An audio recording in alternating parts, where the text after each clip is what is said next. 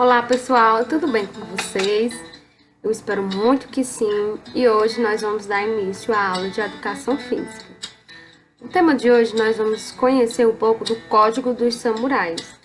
Eu não sei se vocês já sabem, ou se vocês conhecem, ou já ouviram falar em séries, filmes, que retratam muito o estilo do samurai, como eles se vestem, a cultura deles e seu código de conduta.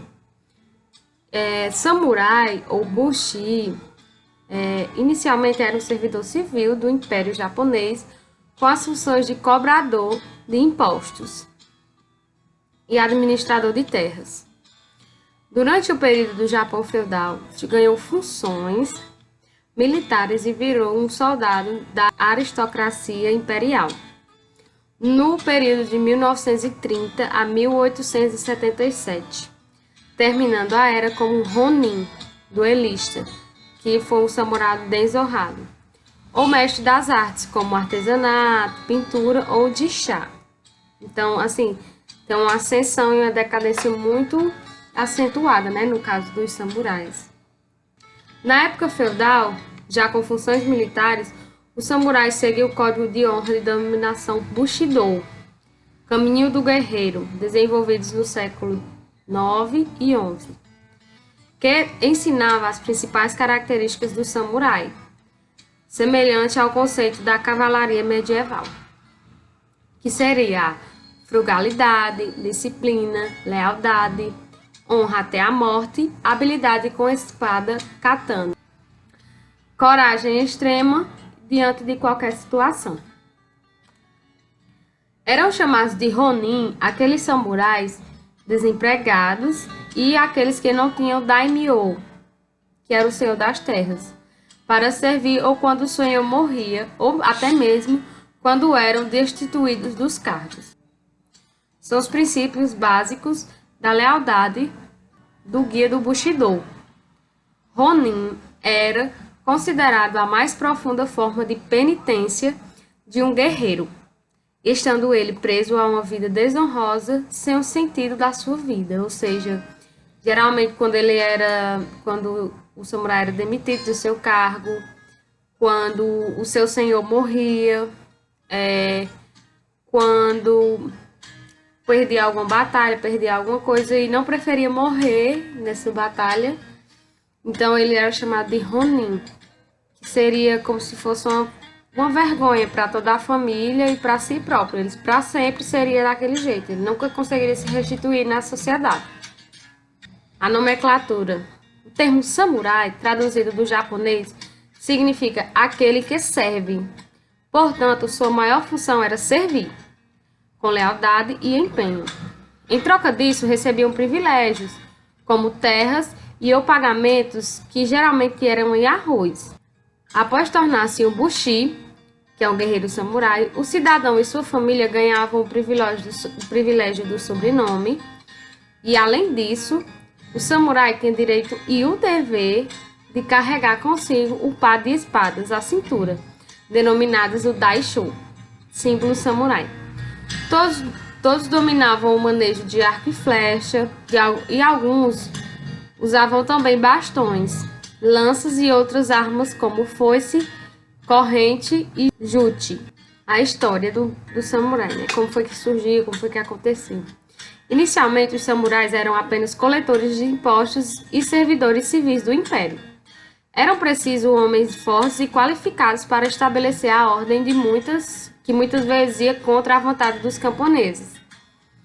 No século VIII, iniciou a formação da casta social dos samurais. No final do século XI, com o estabelecimento do período Kamakura, houve o período de 7 séculos que terminou com a restauração Meiji, determinando a queda do terceiro shogunato na segunda metade do século XIX. Ou seja, ele se estendeu essa casta, essas escolas de samurai, basicamente dizendo isso, por 7 séculos. E era o império do samurai. Então, muitas famílias, muitos homens, por acaso, queriam muito ser samurai, enfim, porque era muito renomado, era muito respeitado pela sociedade. E você também podia usar o porte da arma, porque você era obrigatório estar portando as duas espadas. No século X, foi oficializado o termo samurai e ganhou uma série de novas funções, como a militar. Nessa época, qualquer cidadão podia tornar-se um samurai, bastando para isso treinar o kobudo, que é uma arte marcial tradicional japonesa dos samurais, manter uma boa reputação e ser habilitado a ponto de ser contratado por um senhor feudal.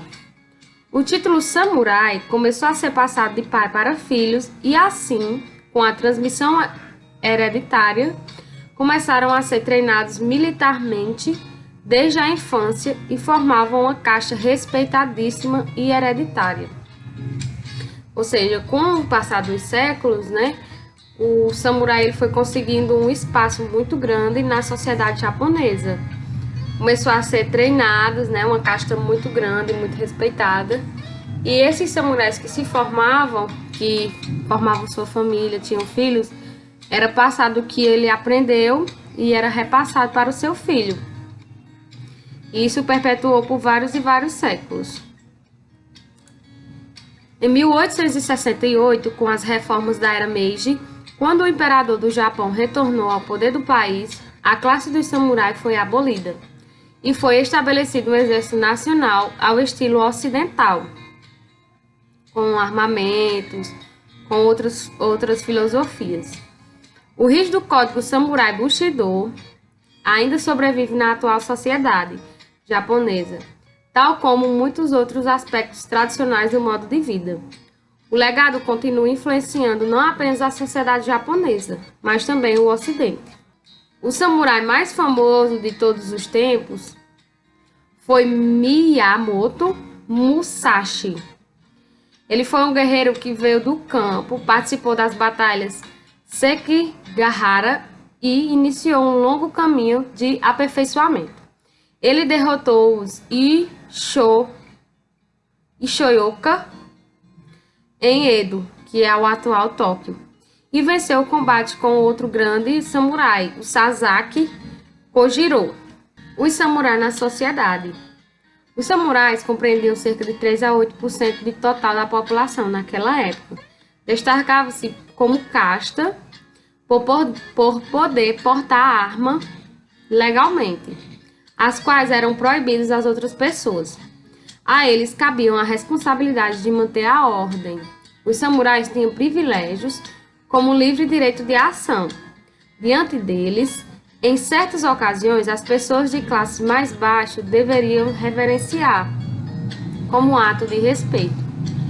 Por lei, um direito chamado Kiritsuti Gomen dava ao samurai o poder para eliminar com sua espada qualquer uma das castas mais baixas que não o respeitassem. Ou seja, na sociedade, o samurai, quando não estava servindo seu senhor, ele também tinha esse dever para a sociedade. Quando ele via que tinha alguma coisa errada, que ele não gostava, quando alguém o desrespeitasse numa rua, numa conversa, enfim, ele tinha o poder de punir aquela pessoa que fazia isso.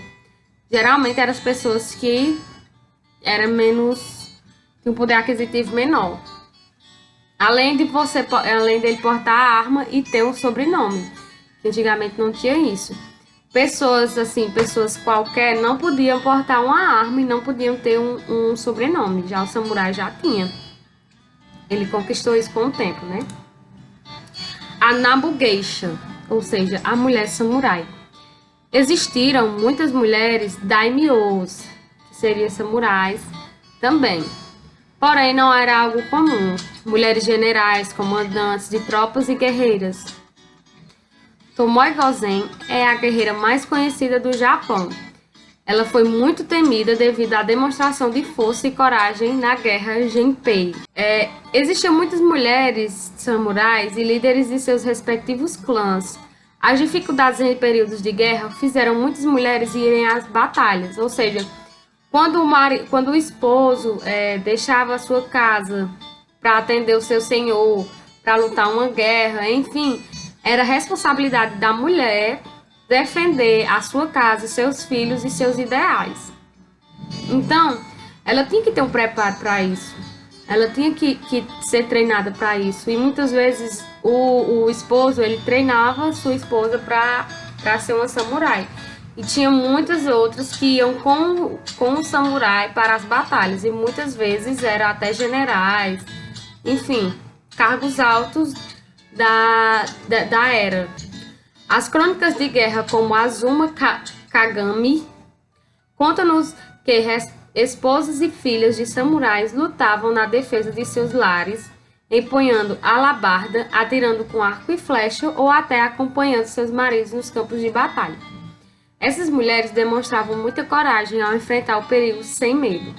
Voltando para o lado da feminidade da mulher, as esposas também cuidavam de si, cuidavam da sua aparência, vestiam-se com muito bom gosto, gostavam de manter a pele clara, que vocês podem perceber em filmes, séries, animes, enfim, que os japoneses eles têm gostam de pintar o rosto mais claro, enfim, ter aquela coisa mais clara.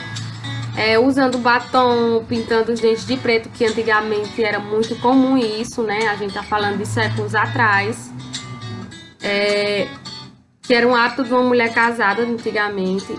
Elas tiravam a sobrancelha, cuidavam com muito carinho dos longos cabelos escuros, que, como vocês também já devem saber, nesses animes, filmes, séries, enfim, que retrata muito o Japão, até mesmo em fotos, quando a gente pesquisa, as mulheres são tudo bem vestidinhas, com maquiagem, o cabelo sempre longo, ou sempre feito um penteado muito bonito, né? Então não era diferente para as mulheres samurais ou mulheres que eram esposas de samurai. Lá em São Paulo é celebrado o Dia do Samurai, que é dia 24 de abril de cada ano. Ela é comemorada esse dia, por conta que lá em São Paulo também tem até um bairro só oriental, japoneses, chineses, enfim. É muito bonito o bairro, por conta que só tem coisa japonesa, chinesa, enfim. E o São Paulo, ele achou pertinente celebrar dia 24 de abril, o Dia do Samurai. O Bushido. O Bushido é um termo da língua japonesa que significa literalmente caminho do guerreiro. Este correspondia a um código de honra subentendido, não escrito, e que de certa forma ditava o modo de vida dos guerreiros samurais no Japão feudal. Era uma série de regras que davam parâmetros ao guerreiro para que este tivesse uma vida e morte com honra. Entre as principais virtudes do Código de Honra dos Samurais, podemos citar Ji, justiça, Yu, coragem, Jin, benevolência, Rei, educação, Makoto, sinceridade, Meio, honra e Shugi, lealdade. Para essa classe guerreira, seguir o Bushido era dar ênfase à lealdade, à fidelidade, autossacrifício, justiça, modos refinados, humildade, espírito marcial e honra, mas, acima de tudo, morrer com toda a dignidade. O samurai quase sempre optava pela morte, ao contrário da desonra, que constituía uma mancha que marcaria toda a família deste guerreiro. Era uma vergonha que nenhum samurai conseguisse suportar, ou seja, nas guerras, quando um samurai perdia uma guerra, perdia uma batalha, perdia um duelo, ele preferia morrer a dar desgosto à família, dar desonra, manchar o nome da família. E para a nossa atividade da semana, vocês devem pesquisar as 7 virtudes do Bushido, certo? Eu espero que vocês tenham entendido, que tenham gostado da nossa aula. Um beijo e até a próxima.